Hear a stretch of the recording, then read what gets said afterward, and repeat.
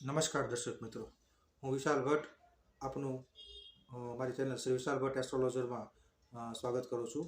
આજે આપણે પ્રેમ લગ્નના યોગો અને શુક્ર વિશે વાત કરીશું.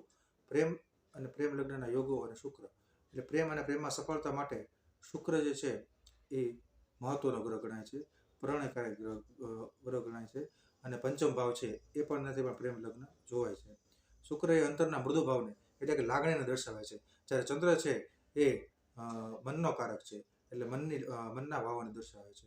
આ લાગણી અને મન જ્યારે બંને એક થાય છે ત્યારે કોઈની પ્રત્યે વિજાતી આકર્ષણ ઉત્પન્ન થાય છે. શુક્ર અને ચંદ્રની યુતિ જ્યારે જન્મકુંડલીમાં હોય ત્યારે આપણે જો નિશ્ચિત પ્રેમાકર્ષણ થાય છે, પ્રણય થાય છે. સાથે સાથે મંગળ અને શુક્ર પણ જ્યારે એ કુંડળીમાં ભેગા હોય, સાથે હોય, એક સ્થાનમાં હોય, યુતિમાં હોય, ત્યારે પણ દયાકર્ષણ થાય છે. પ્રણય યોગ જ્યારે થાય છે ત્યારે પુરુષ જાતકને જન્મકુંડળીમાં શુક્ર સાથે શનિ, મંગળ અને રાહુની શુભ સ્થિતિમાં હોય ત્યારે પ્રણય યોગ કે પ્રણય આકર્ષણ કે જે પ્રણય યોગ જેને આપણે કહીએ છીએ કે પ્રેમમાં પડવું અને પ્રેમ થઈ જવો એ થાય છે. ઉપરાંત પંચમ સ્થાન અને શુક્રનો શુભ સંબંધ થાય ત્યારે પણ પ્રેમ થતો હોય છે.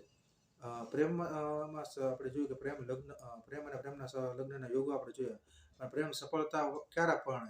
પ્રેમ સફળતામાં ક્યારે પરિણમે એ આપણે જોઈએ તો પ્રેમમાં સફળતાના યોગો હોવા જોઈએ એ જરૂરી છે.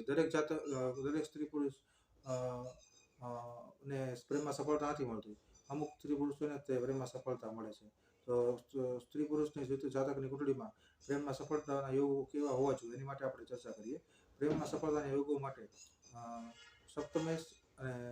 સપ્તમ સ્થાન અને શુક્રની શુભ દ્રષ્ટિ હોવી જોઈએ, અને શુક્રની શુભ દ્રષ્ટિઓ પર રાહુની દ્રષ્ટિ પડતી હોય ત્યારે વિધર્મી પાત્ર સાથે લગ્ન થાય છે.